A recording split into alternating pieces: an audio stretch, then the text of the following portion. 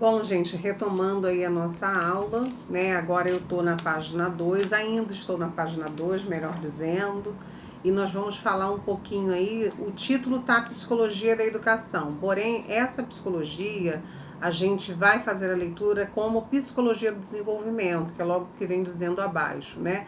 E o que a Psicologia do Desenvolvimento busca compreender, entender, né? Todos nós sabemos que ao ganharmos experiência, vamos assim dizer, ao amadurecermos, automaticamente o nosso comportamento, né, em alguns sentidos vai mudar, assim como outras habilidades, né? Então a psicologia do desenvolvimento, ela busca exatamente compreender esse processo, né? E aí, a partir de então, eles formulam algumas questões acerca do desenvolvimento, incluindo as seguintes, né? São as crianças qualitativamente diferentes dos adultos ou eles simplesmente não têm a mesma experiência dos mesmos? O desenvolvimento ocorre através de uma acumulação gradual de conhecimento ou por mudanças de um estágio de pensamento ou outro? As crianças nascem com conhecimento inato ou elas percebem as coisas com a experiência? O desenvolvimento ele é direcionado pelo contexto social ou por algo dentro da criança, né? Então esses são alguns dos questionamentos que são realizados, né, para que determinados comportamentos sejam avaliados. Então aqui ele vem dizendo também que esse campo avalia também diversas experiências, né, e habilidades, como por exemplo, habilidades motoras, né? A criança, quando ela começa a andar, né, a falar, falando mais da questão motora, né, que são dos grandes músculos, a gente observa que ela começa, né, meio que desequilibrada ainda. E se a gente notar lá, né, no final praticamente aí da terceira idade, a gente observa que alguns idosos apresentam, né, vamos assim dizer, essa mesma inabilidade motora, né? Então, por que isso acontece? Esses são um dos questionamentos levantados, né, e observados. Habilidades também de solução de problemas, o que vem a ser isso? A gente chama hoje isso de funções executivas, tá? As funções executivas é justamente a maneira que a gente pensa, né, para resolver e solucionar um problema, a maneira que a gente faz o nosso planejamento, né? Porque independente de anotarmos ou não, eu particularmente só ando com a minha agenda, tudo meu é anotado, até porque os compromissos são muitos, os afazeres são muitos também, mas cada um planeja, né, o seu dia, organiza de uma forma. Né? Então, até para você executar uma determinada atividade, é necessário haver um planejamento. Então, isso tudo está dentro das funções executivas, assim como a questão do raciocínio lógico, está muito envolvido a questão cognitivamente falando, tá? O entendimento conceitual, né? Se aquele indivíduo consegue compreender um determinado conceito. A aquisição da linguagem, né? Nós somos os únicos seres capazes de falar, né? Não há outro como nós.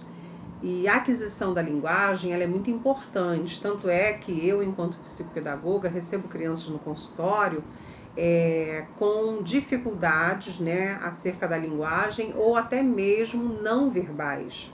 Crianças que ainda com 3 anos de idade, por exemplo, por que eu citei 3 anos de idade? Porque através dos estudos, né, inclusive de Jean Piaget, observou-se que a criança nessa faixa etária, até os 3 anos de idade, é importante que ela adquira, né, tenha aí a aquisição da linguagem. E quando isso não ocorre, a gente compreende que há realmente alguma coisa errada. E em função disso, é importante procurar uma ajuda profissional para identificar, né? Existem vários transtornos que acometem a aquisição da linguagem, ok? Assim como pessoas, né, muitas das vezes sofrem até mesmo um trauma, até mesmo emocional. Eu conheço pessoas que fazem tratamento hoje, audiológico justamente porque sofreram um determinado trauma e hoje elas gaguejam, né, que a gente chama na área da psicopedagogia como dislalia, elas gaguejam, às vezes há aquela questão do branco, de esquecer a palavra. Existem pessoas, né, que pronunciam as palavras de forma incorreta, vamos assim dizer, e às vezes a gente acha que isso é porque a pessoa não sabe falar e não é, tá? Isso, inclusive, na fase adulta, a gente consegue observar bem todas essas condições, tá? Então, só uma dica, gente, até os 3 anos de idade não fala com uma certa clareza, é necessário a gente ficar atento, tá? Temos aí também o entendimento da moral. O que seria esse entendimento da moral? É justamente uma característica coletiva, né? Da gente entender o que é certo e o que é errado. Mas isso aí vai muito de questões de valores, de crença, de ponto de referência, de contexto social, né? Porque às vezes o que é errado para mim é certo para você e vice-versa, ok? A formação da identidade, né? É a concepção de si mesmo, dos seus valores, das suas crenças, ok? Então, é isso, tá? Com relação ao desenvolvimento, da psicologia do desenvolvimento. Agora, a gente vai falar um pouquinho sobre a questão da teoria psicanalítica, né? Que tem aí como pai o Sigmund Freud, né?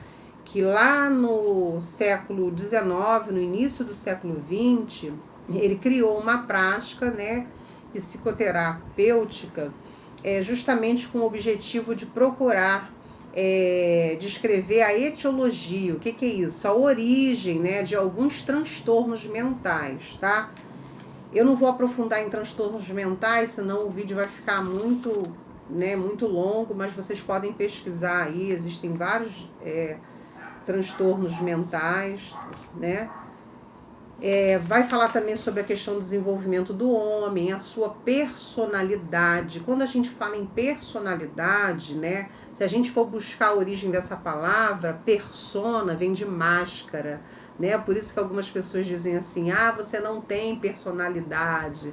Ou seja, né? Pessoas que usam aí, que isso era usado no teatro grego, né? A persona, a máscara, né? Então, por isso a palavra se chama aí personalidade, né?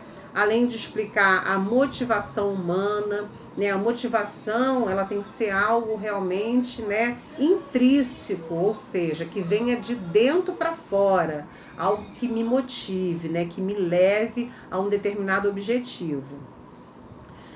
Com base nesse corpo, né, teórico, Freud desenvolveu um tipo de psicoterapia que hoje, com a sua teoria aliada à prática, nós chamamos de psicanálise, tá?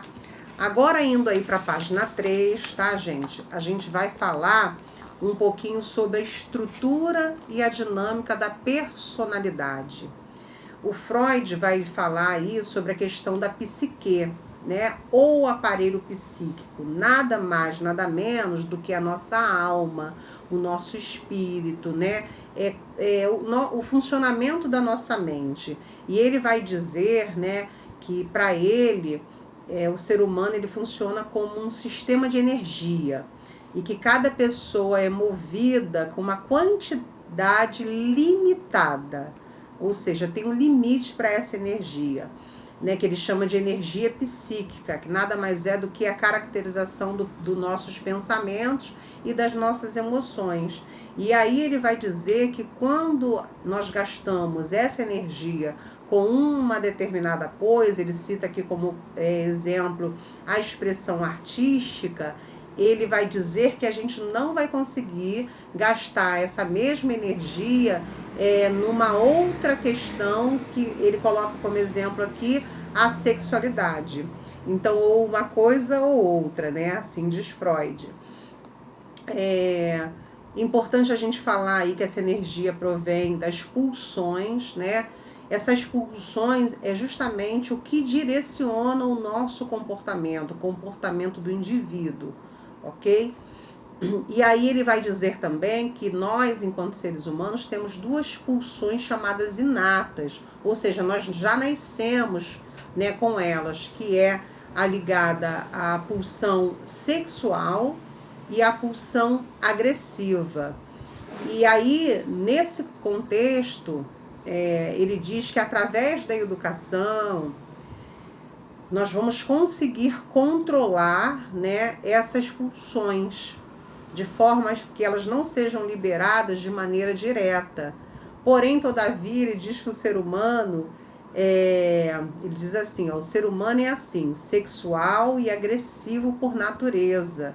E a função da sociedade é amansar essas tendências naturais do homem. O não poder dar vazão a essa energia gera no indivíduo um estado de tensão interna que necessita ser resolvida.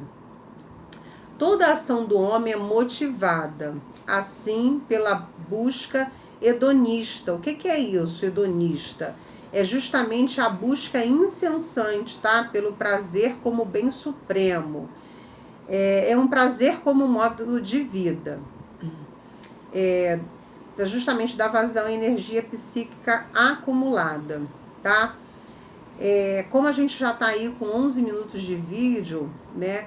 Eu vou dar uma paradinha por aqui para a gente poder entrar agora na questão dos níveis da consciência ou modelo topológico da mente, tá? Gente, qualquer dúvida, deixe lá nos comentários, ok? Evitem a questão do privado, porque nem sempre, a gente que é professor é um só, né? Eu nem sei ainda como é que tá o quantitativo da turma, mas geralmente a gente tem pego turmas com 60, com 50, com 40, então a gente não dá conta de ficar entrando lá no particular para falar com o aluno, tá? Então coloca lá, professora, tem mensagem no privado, então na própria descrição da atividade, ok? Se vocês tiverem dúvida, tá bom? Assim como também no canal do YouTube que tá lá. Beijinho, até o próximo vídeo.